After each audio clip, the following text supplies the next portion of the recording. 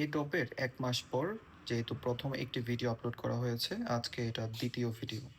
আর এই ভিডিওতে আ আগের যে ভিডিওটি রয়েছে, সেই ভিডিওতে অনেকে কমেন্ট করেছে যে, এই যে লাল যে ইয়েগুলো রয়েছে, এগুলো কি সাধারণত? আসলে এগুলো হচ্ছে আমরা যে টমেটো গুলো ব্যবহার করি রান্নার কাজে, সেই টমেটোর অনেক খোসা থাকে যেগুলো আমরা ফালিয়ে দেই।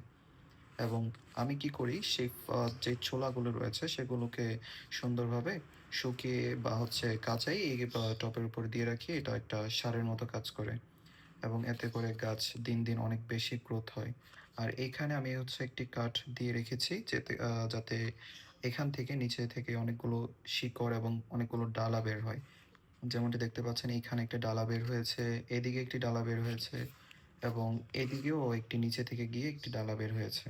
আশা করছি এই ডালাতে কিছুদিনের মধ্যে ফুল আসতে পারে। আমি চিন্তা করছি যে এই ডালাটিকেও আরো বেশি ডালাতে রূপান্তর করার জন্য উপরের দিকে আরেকটি কাঠ দিয়ে দেব। এরকম সুন্দর, সুন্দর ইন্টারেস্টিং ভিডিও পাওয়ার জন্য আমাদের ভিডিওটি অবশ্যই লাইক এবং কমেন্ট করবেন। জানাবেন কেমন লেগেছে। ধন্যবাদ।